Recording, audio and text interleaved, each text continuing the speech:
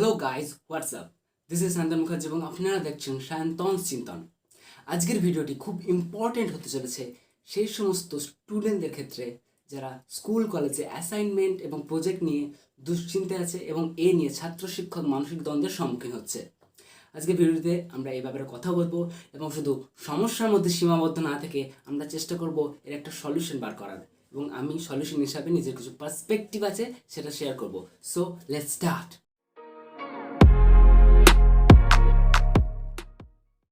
তো বেশ কিছুদিন আগে আমার এক বান্ধবীর সাথে আমার ফোনে কথা হলো, তখন ওদের কলেজে এরকম একটা সমস্যার বিষয় আমায় বললো।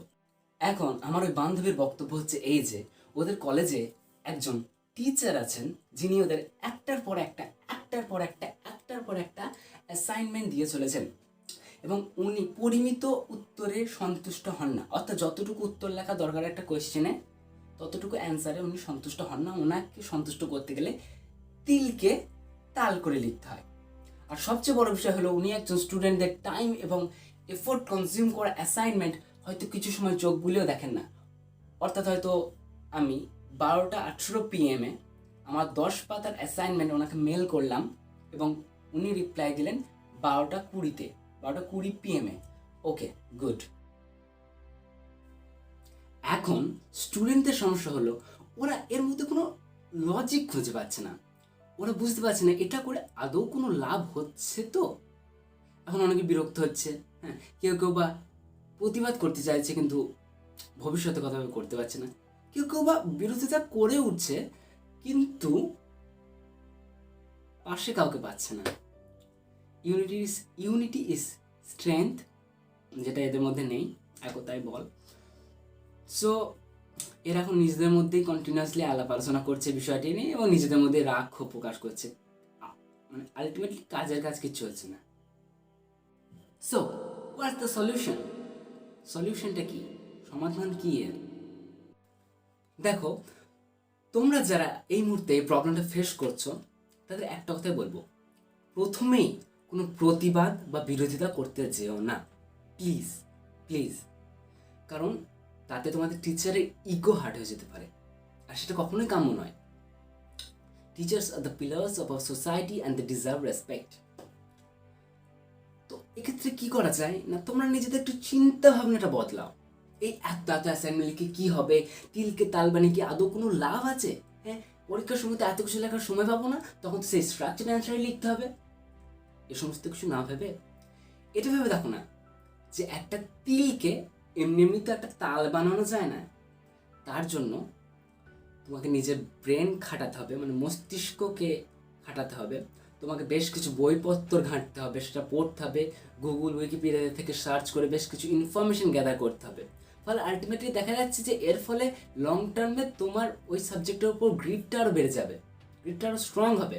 অ্যাকচুয়ালি তোমার এবিলিটিটা আরও গ্রো হবে, মানে তোমার পার্সোনাল গ্রোথ হবে। সো এটা খারাপ কিছু না। ওকে, সো ফ্রাস্ট্রেটেড না হয়ে তোমরা এই দৃষ্টিকোণটা কাজে লাগাতে পারো। এবার এরপরও যদি তোমরা বিষয়টার সাথে মানিয়ে উঠতে না পারো বা যদি তোমাদের কোথাও সমস্যা থেকে থাকে, তাহলে যাও না ওদের টিচারের কাছে গিয়ে ঘটনাটা বলো, ওনাকে বুঝিয়ে বলো, নম্রতা ভদ্রতার সাথে শান্তভাবে তোমার সমস্যার কথা জানাও তাকে। তিনি কেন বুঝবেন না? অবশ্যই বুঝবেন। আর সবসময় চেষ্টা করবে নিজের স্যার বা ম্যামের সাথে সুসম্পর্ক বজায় রাখার। স্যার বা ম্যামের যদি তোমার নাম মনে থাকে, তোমার মুখচ্ছবি মনে থাকে এবং তোমার যদি একটা গুড ইমপ্রেশন থাকে তার ওপর, তখন ওই যে আমার বান্ধবী বলছে না যে ওদের টিচার নাকি ঠিকঠাক ফিডব্যাক দেয় না, তখন ওসব কিচ্ছু হবে না, তুমি ওনার নজরে চলে আসবে। এখন অনেকে এটাকে পাচারা বলতে পারে যে হ্যাঁ অয়েলিং করা, বাট দেখো আদতে কিন্তু তা নয়। পাচারা বলতে বোঝায় যে একজন টিচার যা বলছেন সেটা ঠিক হোক বা ভুল, সেটা মুখ বুঝে মেনে নেওয়া এবং সম্মতি জ্ঞাপন করা। কিন্তু একজন শিক্ষকও তো একজন মানুষ নাকি, তারও তো ভুল হতেই পারে। সো তার যদি কোথাও ভুল হয় তাকে সেটা বুঝিয়ে বলো। তার যদি তিনি যদি কোনো অন্যায় কথা বলে থাকেন বা অন্যায় কাজ করে থাকেন, দেন স্ট্যান্ড আপ ফর ইট। নিজের সমস্যা নিজে বলো, কারো অপেক্ষায় বসে থেকো না। যদি তোর ডাক শুনে কেউ না আসে তবে একলা চলো রে, বি দ্য লিডার। তবে অবশ্যই যা করবে রেসপেক্টের সাথে। আসলে আমরা অনেক সময় ভুলে যাই যে অয়েলিং না করেও শ্রদ্ধা, ভালোবাসা, সম্মান জ্ঞাপন এবং প্রীতিময় বার্তালাপের সাহায্যে একটা সুসম্পর্ক গড়ে তোলা যায়। এবার আসি স্কুলের ছাত্রছাত্রীদের প্রসঙ্গে। অনেক ক্ষেত্রে কি দেখা যায় না, কোনো একটা স্কুলের কোনো একটা সাবজেক্টের কোনো একজন টিচারের হাতে সেই সাবজেক্টের প্রজেক্টের নাম্বার আছে এবং তিনি এর পাশাপাশি প্রাইভেট টিউশনও করান এবং তিনি তার ছাত্রদের এটা বলে ব্ল্যাকমেল করেন যে আমার কাছে না পড়লে তোরা প্রজেক্টে গুড মার্কস পাবি না।